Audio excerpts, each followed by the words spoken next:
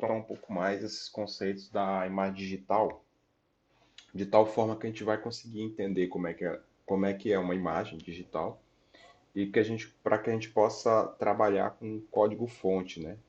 Consiga executar os algoritmos que a gente tem que fazer aqui na disciplina, tá bom?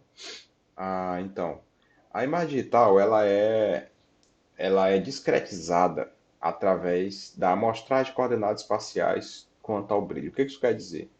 Ela quer dizer que eu vou ter essa, essa discretização, eu vou transformar o que a gente enxerga, né, uma foto e etc., eu vou transformar ela em valores numéricos, né? E esses valores numéricos, eles vão representar uma coordenada espacial. O que é uma coordenada espacial? É aquele x e y, aquela função x e y, né? E elas vão definir o brilho. Então, basicamente, eu vou estar em pontos mais escuros e em pontos mais claros. E eu vou definir uma imagem, tá certo? Então, aqui exemplo de um pixel bem grande, né? Então, cada pontinho aqui eu vou ter um valor numérico. Bem, a imagem monocromática, ela é formada a partir da, da, da percepção de iluminação dos sensores, né? Das câmeras, etc. Então, o que que acontece? Ele percebe ali a lente da câmera, percebe o objeto, né? Que eu vou chamar isso de amostragem, e ele vai transformar essas medidas de quê? De iluminação. Aqui a gente vai sempre estar trabalhando de 0 a 255, 256. Então, o 0 é o mais escuro e o 256 é o branco total. Então, ele vai perceber a quantidade de iluminação ali naquela imagem, né? E aí ele vai transformar isso em um valor inteiro, né? Inteiro é um número que não tem vírgula, para quem não lembra. Isso eu vou chamar de quantização. Então, a partir daí eu vou ter os valores nessa minha matrizinha aqui, ó. Certo? Então, veja que aqui eu consegui formar a minha imagem. E as imagens, a formação das imagens em cores, né? Como é que ela funciona? Elas tentam imitar a percepção humana, de tal forma que ela vai ser representada por três pixels. Que eu vou ter o vermelho, o verde e o azul, que representam as cores primárias. E a partir daí tem-se a mescla dessas três cores, a gente consegue formar as outras cores de uma imagem, tá bom? Ah, e existe ainda aqui na computação, existe as imagens que a gente chama de as cores primárias de pigmento, que elas são utilizadas por padrões de impressora, que eu não sei se vocês já ouviram falar no magenta, cyan e yellow, que elas absorvem as cores primárias, gerando outro sistema de cor, tá? E esse também é muito utilizado, é o padrão das impressoras, tá? Então, a partir dessas três cores, a gente consegue fazer aqui as cores, todas as cores que o ser humano consegue enxergar, né? Então, as imagens, basicamente, elas são feitas por três pixels. Lembrando que na imagem preto e branco, que era a monocromática, a gente tinha apenas um valor que determinava a iluminação, né? Que ele ia de 0, o mais escuro, até 256, o mais claro. Aqui nas imagens coloridas eu vou ter três pixels, que eu vou ter de 0 até o mais claro, né? O mais escuro até o mais claro, e cada um representando aqui uma cor para me formar aqui a imagem colorida. No caso das imagens coloridas, então veja, eu tenho aqui um mapa, certo? A gente vai ver, cada ponto desse mapa eu vou ter três valores. Então, trazendo isso para o nosso mundo aqui, para a programação, então vocês imaginem o seguinte, eu vou ter uma matriz bidimensional, onde cada elemento dessa matriz bidimensional ela é um array. Ela é um vetor de três posições, onde cada posição eu vou representar uma cor. Tá? Então isso aqui é uma imagem colorida. Ah, os tipos da imagem. A gente vai ter a imagem monocromática, que ela só tem um pixel, ela só tem dois níveis, de 0 a 1. A monocromática é aquela imagem que ela só tem preto ou branco. Né? Então assim você vai fazendo a imagem. O tamanho geralmente da imagem. A gente tem uma imagem com essa resolução aqui, 640 por 480, seria um tamanho razoável. A minha imagem monocromática ela vai ter 39K, né? Kbytes, então kilobytes. Então aqui a gente vê que é uma imagem muito pequena, ela tem poucas informações nela. Depois a gente vai ter aqui os níveis de cinza. O nível de cinza é o que a gente conhece como preto e branco, né? Que na realidade o preto e branco é o monocromático. Mas às vezes, na nossa mente, quando a gente fala em preto e branco, na verdade a gente está falando em níveis de cinza. Que o nível de cinza eu vou ter um byte ali em cada ponto da minha matriz bidimensional, né? E ali eu vou ter 256 níveis de cinza em cada ponto. Eu já falei para vocês, eu vou de 0 a 256. E aqui para você ver, para a gente ter uma noção, uma comparação. A mesma imagem que tinha um tamanho de 39 kilobytes, aqui ela vai ter 304. E para uma cor, para uma imagem a cor, uma de 24 bits, por exemplo, a, eu vou ter 3 bytes, né, por pixel. Então cada pixel eu vou ter 3 valores, que eu já expliquei para vocês. E eu consigo gerar aqui 16 milhões de cores na mescla do RGB, né? Red, Green, Blue. E uma imagem do mesmo tamanho das anteriores, ela já vai ter 921, né? Para vocês verem o tamanho da imagem. Então hoje essas câmeras profissionais, elas têm uma profundidade de cor tão alta, uma resolução tão alta, que às vezes uma só imagem ela tem 12 megas, né? Uma só imagem. Aqui está o exemplo do que seria uma subamostragem, né? De eu estar diminuindo a quantidade de pixel que eu tenho na imagem, sendo que eu não diminuo o tamanho da imagem, né? Então, veja bem, deixa eu reduzir aqui. Então, ó, eu tenho aqui a imagem é o mesmo tamanho, né? O que eu mudei aqui foi a quantidade de pixels que eu vou ter dentro delas, né? Então veja aqui, quanto mais pixels eu tenho nesse quadrado, mais nítida é a minha imagem, maior é a qualidade dessa imagem. Então veja, aqui é uma 16 por 16, ó, os pixels estão grandão, ó. Cada quadradinho aqui está bem grande, tá? Ah, então essas etapas aqui a gente já falou um pouco na aula passada, eu vou só exemplificar mais aqui. Opa, mexi aqui. Então, na primeira etapa aqui no pré-processamento, o que que a gente vai fazer?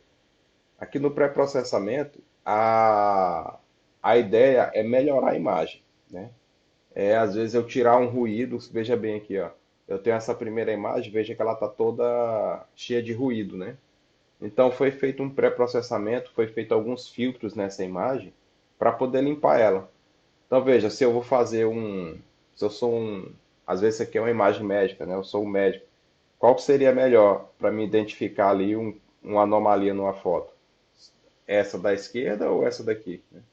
É lógico que essa daqui, porque ela está muito mais limpa. Essa aqui foi aplicado um pré-processamento nela. Foi feito um trabalho em cima para poder filtrar essa imagem, né? Aqui no caso foi para retirar ruído. Bem, o pré-processamento basicamente ele funciona como um realce, né?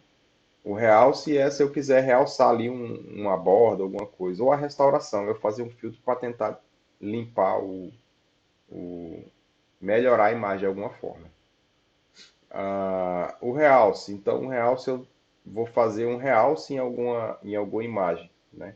Então aqui tem alguns filtros aqui, ó. Eu tenho um filtro espacial aqui. Isso aqui é o que a gente vai trabalhar nessa disciplina. Então veja que eu tenho aqui uma imagem ruidosa aqui, né? Ó, que é uma imagem de satélite. E aqui eu tenho muitos ruídos nela. Ruído, o que que é ruído? Ruído é uma coisa que é para atrapalhar, né? O que que é o ruído na vida real? Estou querendo estudar, eu tenho um ruído, um barulho que está me atrapalhando. Quando a gente fala em ruído aqui em processamento de imagem, eu estou falando de elementos que estão atrapalhando a visibilidade da imagem. Então aqui, por exemplo, eu tenho uma imagem ruidosa aqui e depois foi passado um filtro. Então veja que nesse filtro tirou diversos pontos pretos que tinham aqui, ó, que às vezes era falha da câmera ou iluminação, alguma coisa, né? Então ela ficou meio borrada aqui, mas é a função desse filtro aqui específico, né? Limpar a imagem desse tipo aqui. O realce, tá aqui o realce. Eu vou fazer aqui, ó, veja bem, que eu tenho essa primeira imagem. Aqui no caso foi feito para tipo uma restauração, né? Eu tenho uma imagem antiga e aqui foi aplicado um filtro para limpar essa imagem, né? Esse tipo de algoritmo aqui eu quero que a gente chegue no final vocês fazendo isso aqui, tá? Esse tipo de trabalho aqui. Ah, às vezes uma restauração, veja bem, eu tenho aqui, ó, uma imagem corrompida devido ao movimento da câmera. Então aqui às vezes o cara foi tirar foto, a câmera mexeu. Acho que vocês já chegaram a esse ponto, às vezes você mexe a câmera, principalmente às vezes naquele celularzinho que já está pedindo para ir embora, né? Aquele celularzinho que está pedindo ali, já está lento, lento. Você tira uma foto, a foto sai ruidosa. Por quê? Porque o processamento do dispositivo é muito lento. Então, como ele demora para capturar o que veio lá do obturador da câmera, então ele deixa a imagem meio ruidosa. Então, às vezes, então aqui, nesse caso, se aplica um filtro de Weyner. Esse filtro de Weyner, o que que ele vai fazer? Ele vai tentar juntar aqui, ó, ele vai verificar essa perturbação na imagem e tentar focar ela. Então aqui, ó, esse aqui é exemplo, a primeira imagem, ela é a imagem original, né? Seria o sem câmera nenhuma, sem foto nenhuma. Essa segunda imagem aqui é tirado com uma foto que a câmera foi mexida. E aqui foi aplicado um processamento de imagens, um filtro de processamento de imagem para melhorar essa imagem. Hoje em dia os celulares já têm esses algoritmos que a gente vai implementar embutido. Então, às vezes, o seu próprio celular ali, ele já faz esse filtro que nós vamos fazer aqui, ele já faz automaticamente ali. As câmeras profissionais todas fazem isso aí. Ah, depois, a gente vai ter a segmentação, né? Que a segmentação nada mais é do que eu tenho a imagem aqui, ó, e eu vou segmentar, eu vou separar os meus objetos. Então, aqui foi separado e cada um foi pintado de uma cor. Veja que na segmentação eu não defino o que são os objetos. Então aqui nessa etapa de segmentação não foi feito, eu não disse aqui que isso é um círculo, isso é um triângulo, um losango, aqui é um quadrado e etc. Eu simplesmente disse, ó, aqui tem um elemento, aqui tem outro elemento, aqui tem outro elemento, aqui tem outro elemento. Então esse é o papel da segmentação. Depois da segmentação, a gente vai ter a representação e descrição da imagem. Agora sim, eu pego o que foi segmentado e o meu algoritmo ele vai dizer o que é cada coisa, né? Então aqui seria eu dizer, ó, esse cara é um losango, esse é um círculo, tá certo? E aí você vai definindo o que é cada uma das coisas. Isso aqui também é feito de modo automático, de modo o algoritmo vai fazer isso aqui, tá? Então, essa é o reconhecimento. E depois a gente tem o reconhecimento e descrição, que o reconhecimento é que já entra para uma área que eu já falei anteriormente com vocês, que é a área de aprendizado de máquinas, né? Que a partir dessas etapas eu vou fazer o reconhecimento, que, por exemplo, reconhecimento de placa, né? Então, veja aqui, ó, nessa imagem. Então, aqui foi, essa aqui é a imagem original aqui do canto, né? Foi tirada. E observa como é que ele veio a imagem. Ó. Tirou várias imagens aqui a câmera, tirou diversas imagens aqui da placa. Foi feito diversos algoritmos aqui para tentar limpar a imagem. Depois foi feita a segmentação e depois o reconhecimento das imagens. Aqui no caso foi utilizado um filtro de Kalman, que é um filtro aqui de melhoria de processamento de imagem. Então aplicou-se o filtro de Kalman, limpou a imagem, né? Com a imagem limpa foi feita a segmentação e o reconhecimento dos caracteres. Então, esse aqui é as etapas para fazer um sistema de reconhecimento de placas, por exemplo. Reconhecimento de faces, ó. Foi feita a segmentação aqui, definiu aqui onde é que é a face. Depois você faz para o reconhecimento, você faz a extração das características, né? Você pega nariz, olho, boca, etc. E aí faz o reconhecimento a partir de algum algoritmo de inteligência artificial.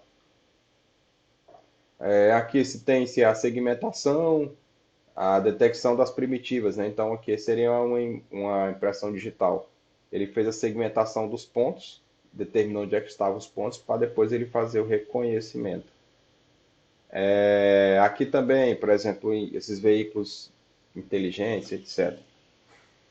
Então aqui é o seguinte, essa é a segunda parte dessa introdução de processamento digital de imagens. Na próxima aula a gente começa a meter um pouco a mão na massa aqui, tá bom?